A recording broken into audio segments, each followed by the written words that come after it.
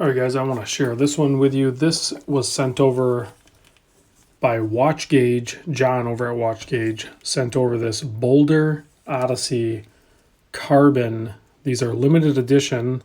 There's this blue one, there's a green one, and a red one. And there's only 33 pieces of each model. So it's really limited.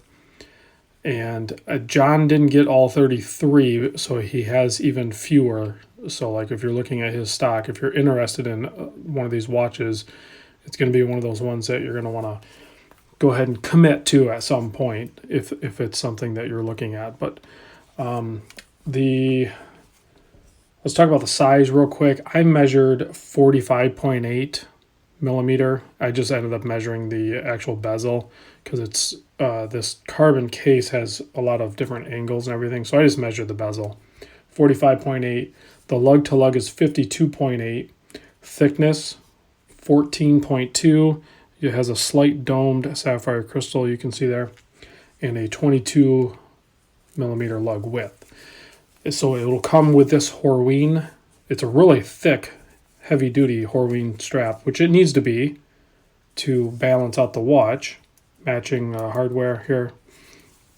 It also comes with an isoframe style silicone strap, very smooth and comfortable, and it has a nice clasp here, the double pusher butterfly style. So these are actually, once you get them set up in size, these are actually really comfortable. I imagine most people will probably end up wearing it on this strap here. Comes in this really robust storage case or travel case, if you will. It's got cutouts in it that fit the watch and the extra strap and some warranty card information. So pretty cool packaging overall. The price tag on this is $999. So I know that's going to be, above the $500 price range that I usually talk about, but you're talking about super limited edition. And the most important thing, I want to zoom in on this, is this carbon case. Now, it's not carbon fiber, it's carbon material that is forged or, formed under high pressure. So it actually makes it lighter and stronger than most other alloys. And it has this crazy cool look to it. And each one is going to, with the red, it's going to be the swirly with the red, or with the green.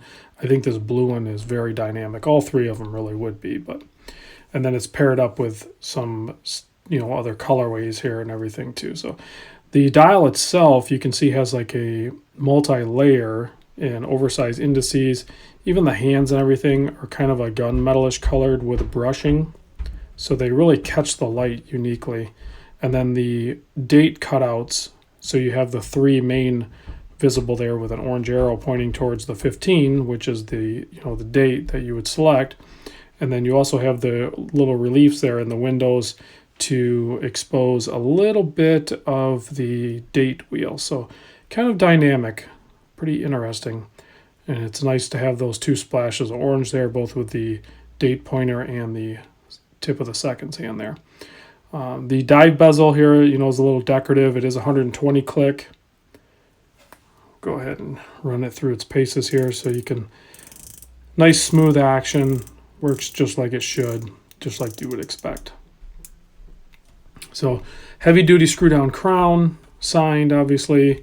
And I don't know if I mentioned this is the ETA 2824. I didn't peel the protective layer off the back there, but really nicely done case back there. You can see you have the northeast, southwest with different icons on each one. See if we can make those out.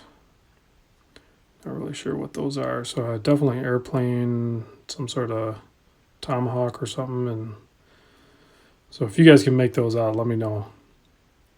So Boldr, Odyssey, carbon, steel, Swiss ETA. I mean, this is a mated up case back. This whole watch is done unique and limited, just like you would expect when there's only 33 of each color. So just wanted to share it with you guys. Big thanks to John for lending this in. And let me know what you guys think about this. I'm not sure what other forged carbon watches are out there, but this thing is definitely cool. You can see a couple of, they must be some sort of assembly screws on the ends or on both ends. Must be something to kind of hold the movement or something in place. So interesting. You know what? I'll probably give you a wrist shot here. And speaking of the watch gauge, this was one of the watches I bought off him. Actually, I've been wearing this G-Shock a lot. But I'll give you a wrist shot on my 7.25-inch wrist. I'm going to put it on a little bit loose. I don't want to, but you can see there, it definitely has some wrist presence. It is a large watch, but the weight on it, John actually did, I'll put a link to his video in the description over at the watch gauge there. He did some weight, comparisons, the steel, the bronze, and the carbon. And I want to say this one weighed in at like 122 grams, whereas the steel one weighed in at like 168-ish, I think. I can't remember. They were about 40 grams apart, which when you start dealing with lightweight watches, I mean, some of those only weigh like 40 grams. So like this weighs almost a whole watch lighter than the stainless steel version. So, all right, guys, I have not checked out the loom, so we will check it together. Looks like it has a nice, healthy application of loom. It's not focusing very well, but you guys get the point. Tell you what, I'll also, because we're talking large watches, right? So I will show it next to, let's say, a Seiko Sumo, because those have a long lug to lug as well. So you can see they're just different cases. You know, they're similar sized watches, but just different cases. So each one's going to wear differently.